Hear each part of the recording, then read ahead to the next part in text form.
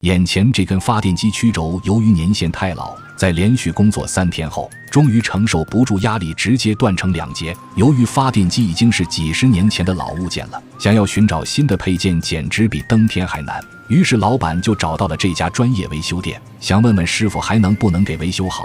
师傅检查过后表示问题不大，只需2000卢比天黑前就能修复如初。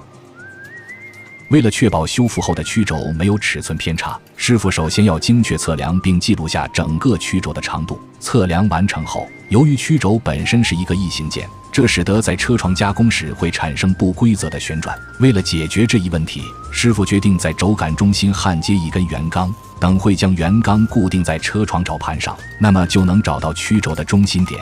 真是只要思想不滑坡，办法总比困难多。焊接完成后，将圆钢连同曲轴固定在车床绞盘上，然后使用车刀将断裂面切削平整。对于这种轴感的拼接，师傅不仅要确保2部分完全对齐，还要借助以往的经验，在轴杆上车削出一个用于拼接的凸柱。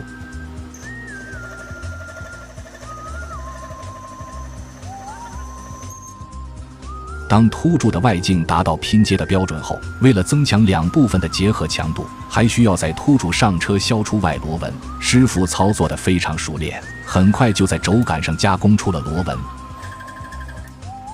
由于车削导致曲轴的长度减少了，为了补偿这部分缺失的长度，师傅打算用这根圆钢作为拼接材料。车削圆钢时，按照刚才记录的数据进行加工即可。由于这段圆钢比孔径大了一点点，所以需要通过螺纹刀进行剪裁切削。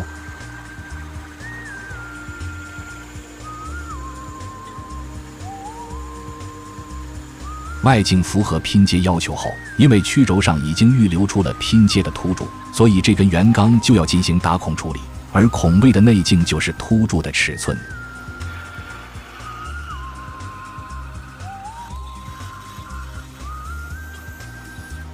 但是钻出的孔位还有些许差异，因此需要通过唐刀调整内孔的尺寸，使其与凸柱完美对应。钻孔完成后，师傅还要在孔位内壁加工出螺纹，这不仅增加了拼接的牢固度，还保证了拼接后曲轴的同心度。螺纹加工完成后，就可以把需要的圆钢切割下来了。这个过程中，师傅也要给另一半曲轴预留出一个正台阶。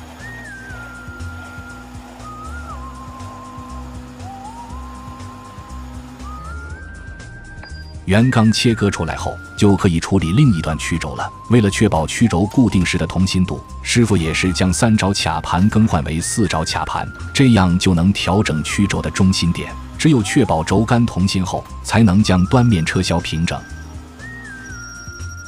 拼接的关键在于精确打孔，使得2端能够紧密结合。以圆钢预留的凸柱作为加工标准，师傅使用唐刀将孔位扩大，经过多次精准的测量和调整后，曲轴的加工达到所需标准。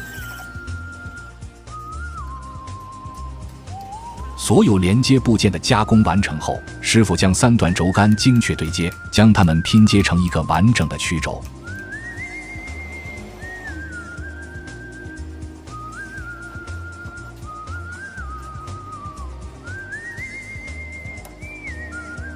拼接完成后，转动车床检查整个曲轴是否同心，确保一切都符合要求后，就可以进行焊接了。为了确保焊接质量，师傅在每焊一层后都会停下来，用工具敲掉表面的焊渣，防止夹渣出现。焊接完成后，师傅还对2处拼接的焊疤进行了精细的车削处理，以保证其表面的平整光滑，且与原厂尺寸完全一致。